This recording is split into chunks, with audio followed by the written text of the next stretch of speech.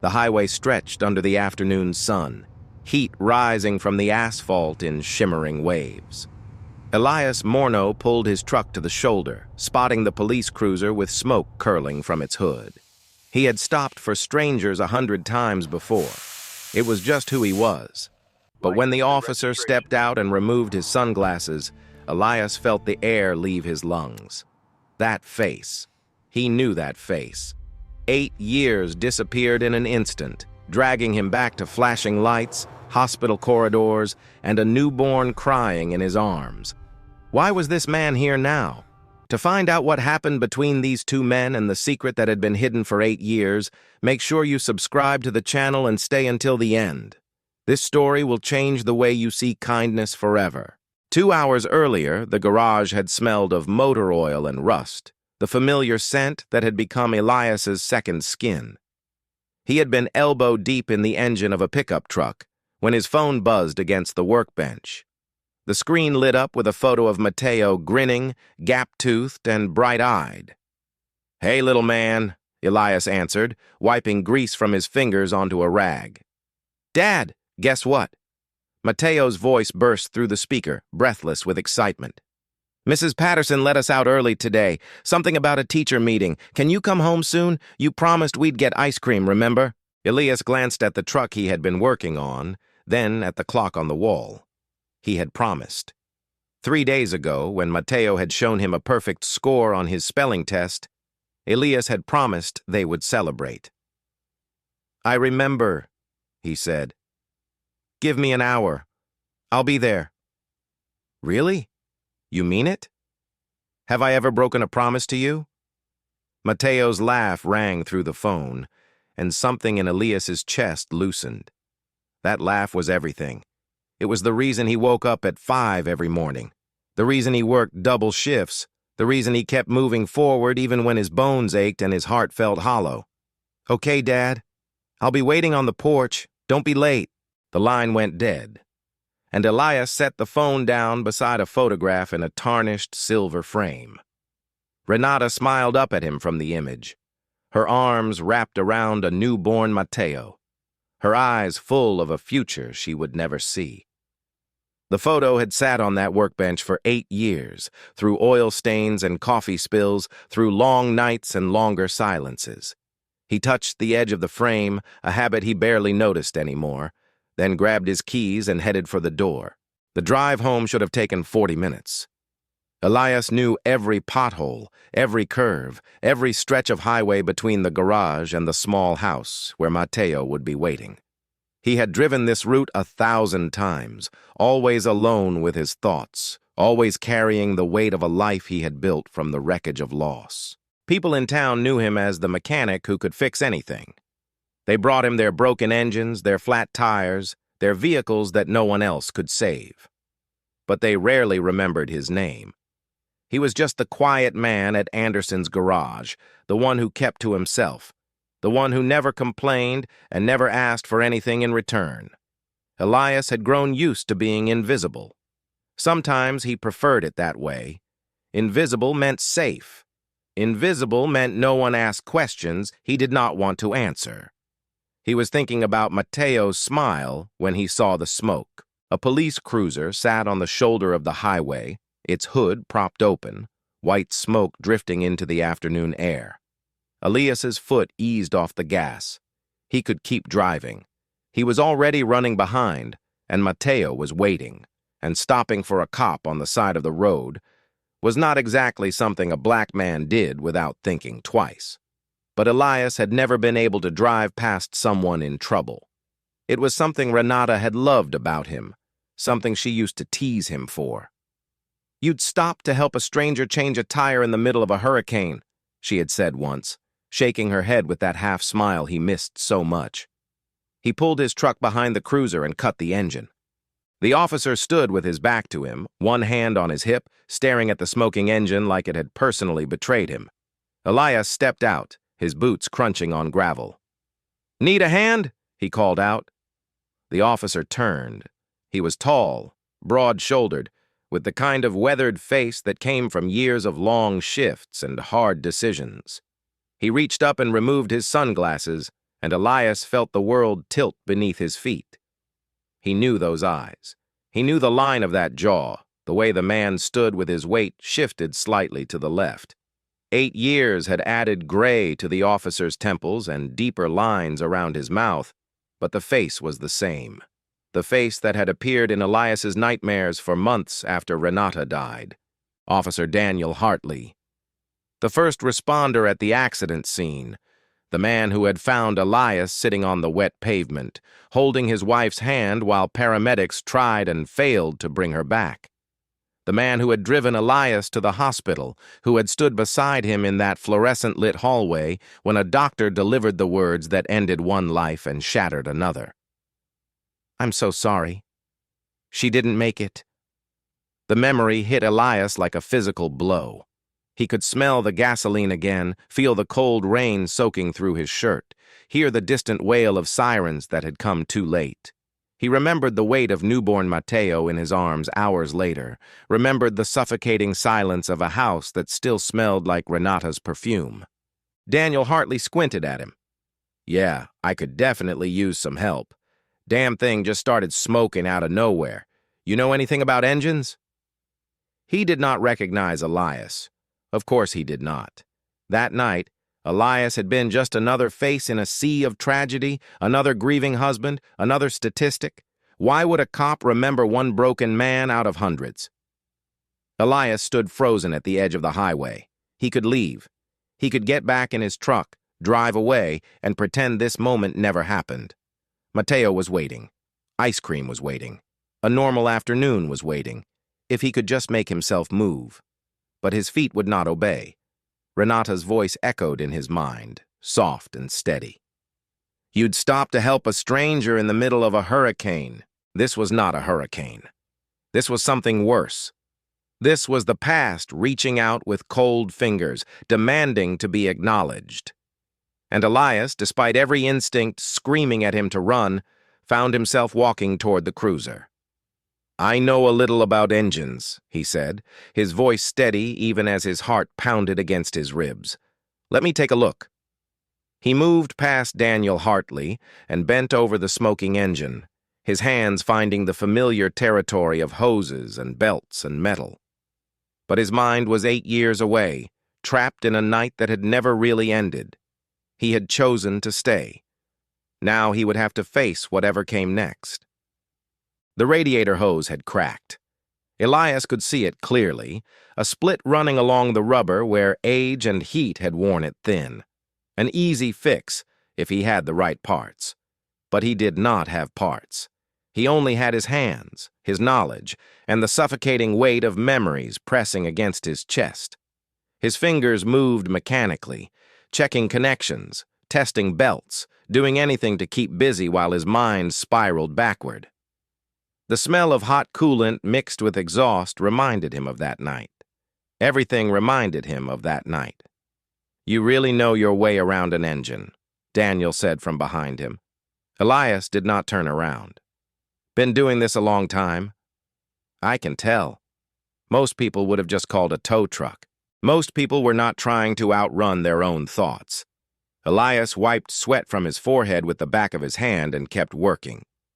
If he focused on the engine, maybe he could ignore the images flooding his brain. The hospital waiting room with its harsh fluorescent lights. The doctor's face, carefully neutral, professionally sympathetic.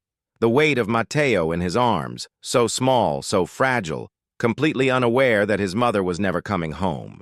Those first months had nearly destroyed him. Elias remembered standing in the kitchen at 3 a.m, a screaming infant in his arms, formula powder spilled across the counter, tears streaming down his face. He had not known how to be a father. Renata was supposed to teach him. They were supposed to figure it out together, laughing at their mistakes, learning as they went. Instead, he had been alone in a house that still smelled like her shampoo, surrounded by her clothes in the closet, her books on the nightstand, her handwriting on the grocery list stuck to the refrigerator. "You okay there?" Daniel's voice cut through the memory. Elias realized his hands had stopped moving. "Fine," he said. "Just thinking. You work at Anderson's garage, don't you?" I think I've heard your name before. Elias's jaw tightened. Maybe. Elias, right? People say you're the best mechanic in the county. My buddy brought his truck to you last year, said you saved him about $800. The compliment landed hollow. Elias had built his reputation one repair at a time, quietly, invisibly.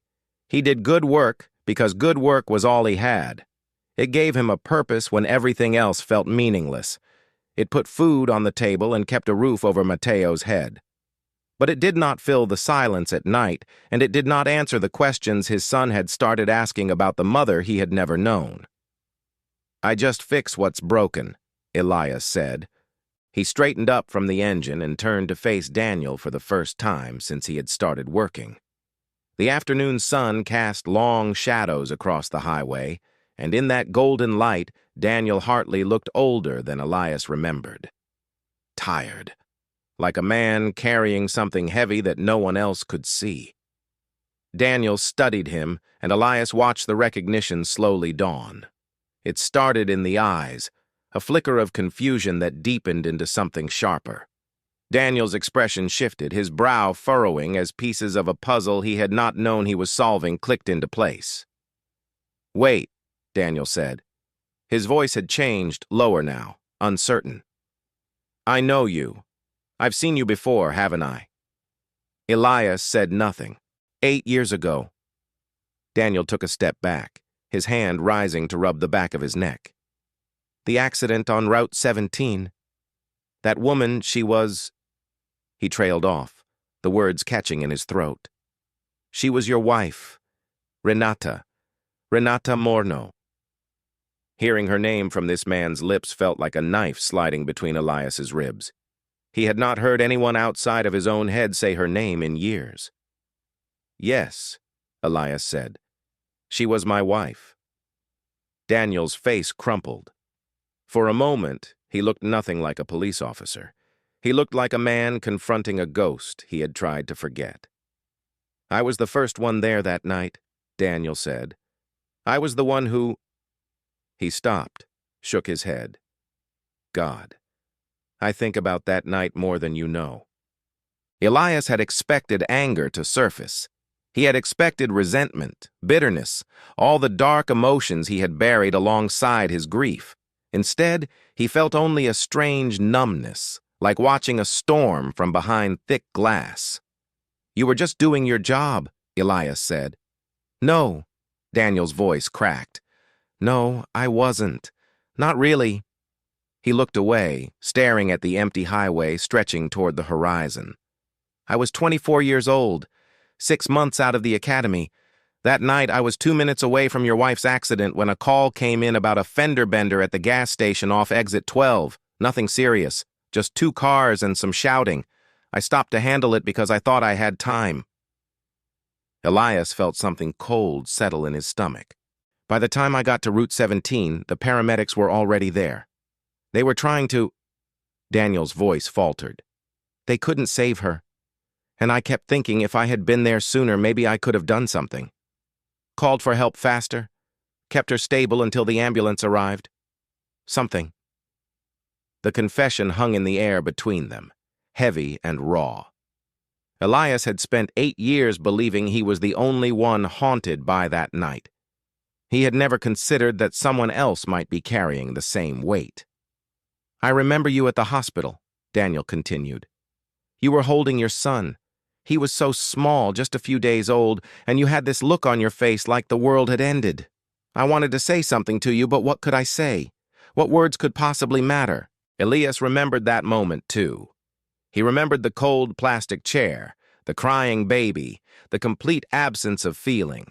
He had been hollow, scraped clean of everything except the basic instinct to hold on to his child. "I never forgot your face," Daniel said, "or her name, Renata." He spoke it carefully, reverently, like a prayer. "I started a fund a few months after the accident, called it the Renata Fund. Got some guys at the station to chip in, talked to a few churches in the area. It wasn't much, but we helped families going through what you went through. Formula, groceries, utility bills. Whatever they needed to get back on their feet. The words did not register at first. Elias heard them, processed them, but his brain refused to accept their meaning. What did you say? Daniel met his eyes. The Renata Fund. We've been running it for almost 8 years now, helped probably 50 or 60 families. He hesitated, guilt flickering across his features. Including yours.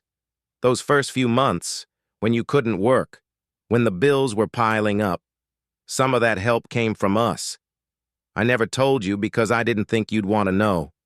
I didn't think you'd want anything from the man who showed up too late to save your wife. Elias stepped back as if he had been struck. His mind raced through those terrible early months, searching for evidence of what Daniel was describing. The groceries that had appeared on his doorstep, which he had assumed came from Renata's co-workers. The envelope of cash in his mailbox, with no return address, which he had attributed to the church down the street.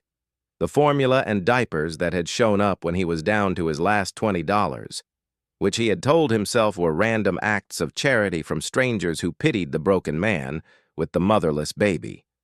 All of it had come from here. Why? The word came out strangled, barely audible. Why would you do that? Because I couldn't save her, Daniel said, and I couldn't change what happened, but I could do something. Even if you never knew it was me, I could make sure you and your boy didn't go under. Elias's carefully constructed world, the narrative he had built to survive the unsurvivable, cracked and began to crumble. For 8 years, he had believed he was alone. He had taken pride in his solitude, in his ability to endure without help, in the strength it took to raise his son with no one to lean on. That belief had been his armor. It had protected him from hope, from connection, from the vulnerability of depending on anyone ever again. Now that armor lay in pieces at his feet. He finished the repair in silence, rigging a temporary fix that would get Daniel to the nearest service station. When Daniel tried to hand him money, Elias refused.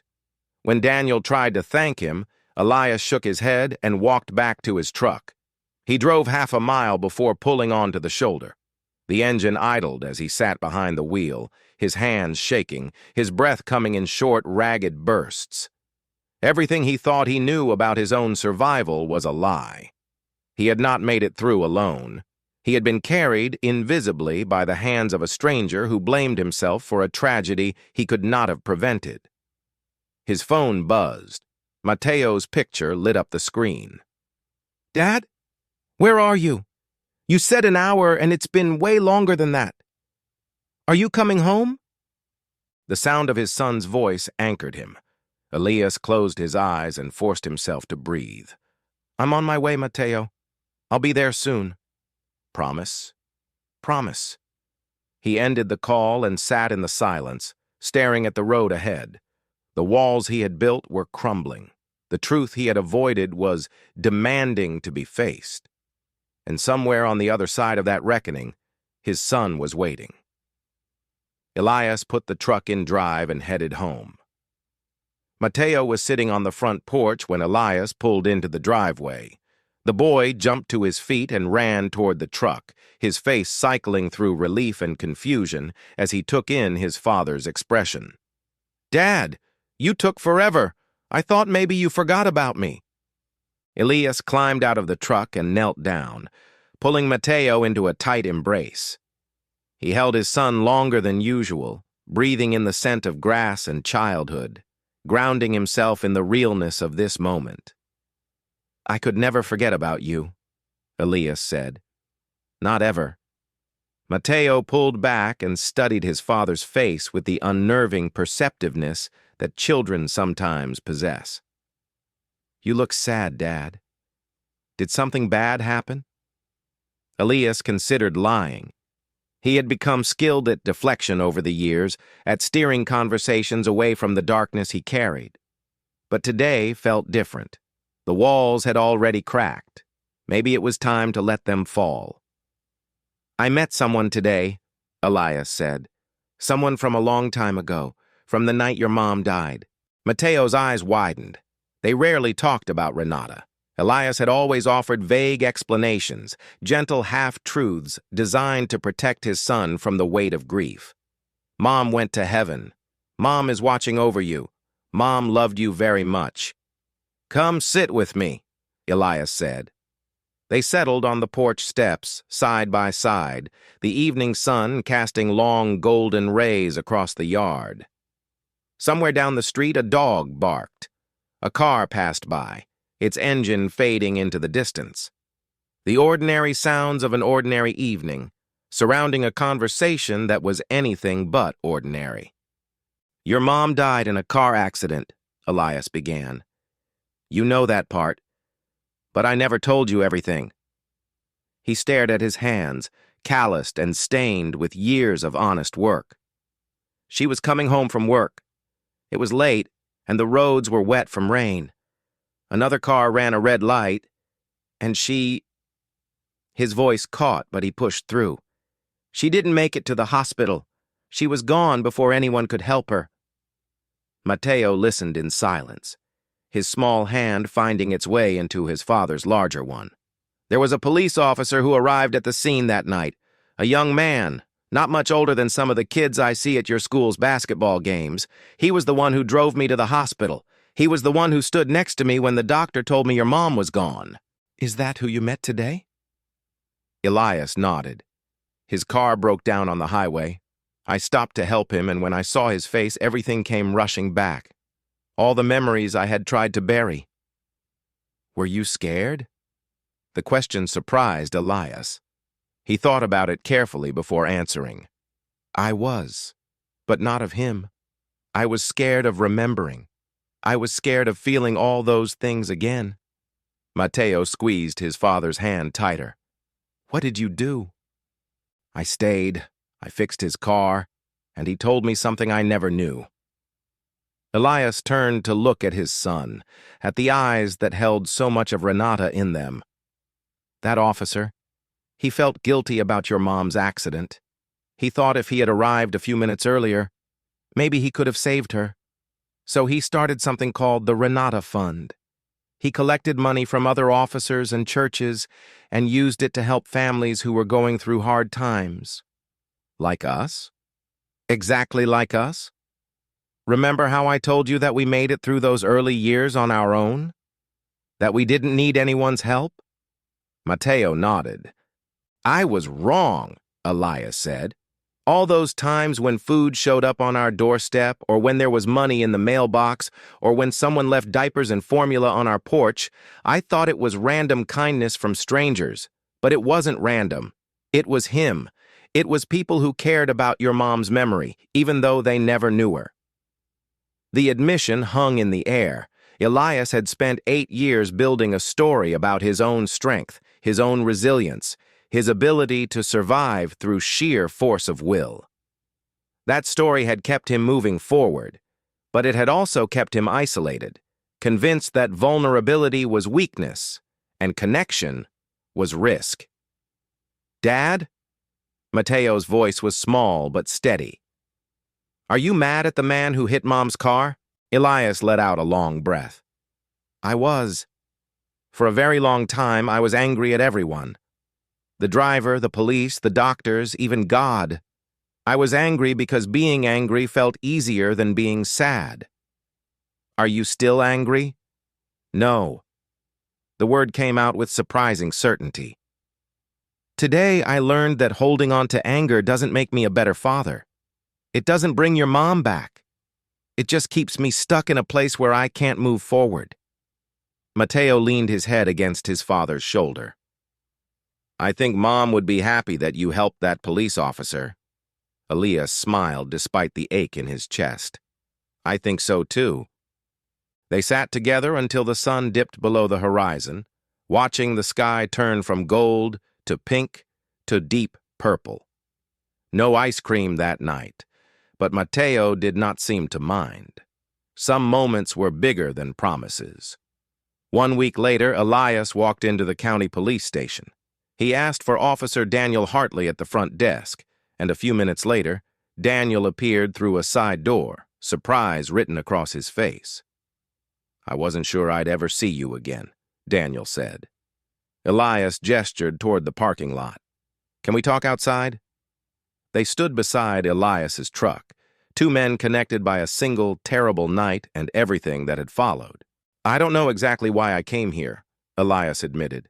I spent 8 years thinking I did everything alone, thinking no one cared whether I made it or not. That belief kept me going, but it also kept me blind. Daniel waited, his expression open and unguarded. I don't need you to apologize, Elias continued.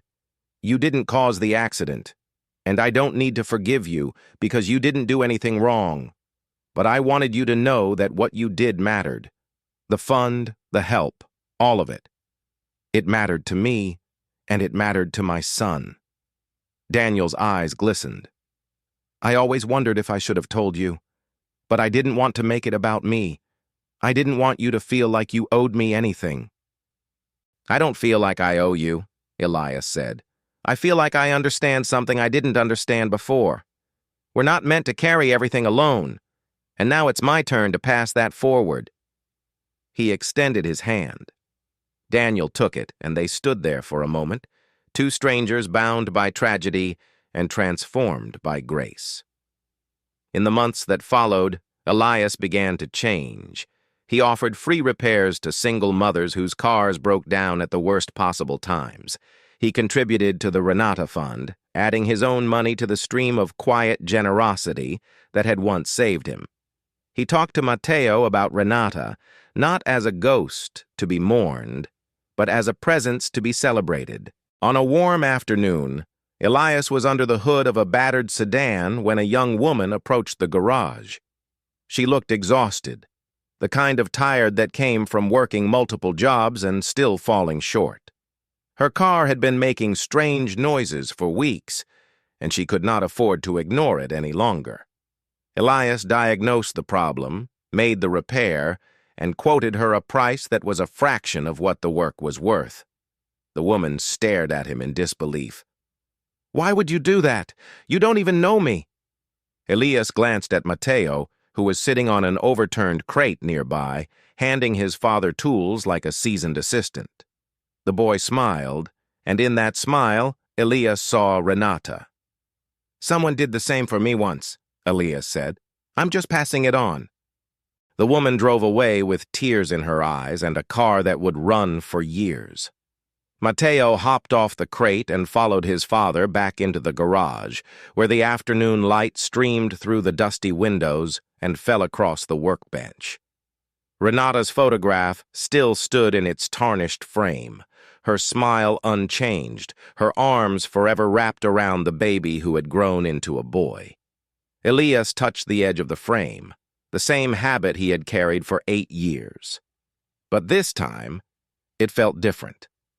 This time it felt like gratitude instead of grief. Some faces could never be forgotten. Not because of the pain they carried, but because they reminded you that compassion existed even in the darkest moments. Elias had learned that lesson on a highway, under a hot sun, from a man he had spent years trying not to remember. He was no longer invisible. He was a father, a neighbor, a member of a community he had finally allowed himself to join. And in the quiet of the garage, surrounded by the smell of oil and the sound of his son's laughter, Elias Morno was finally whole.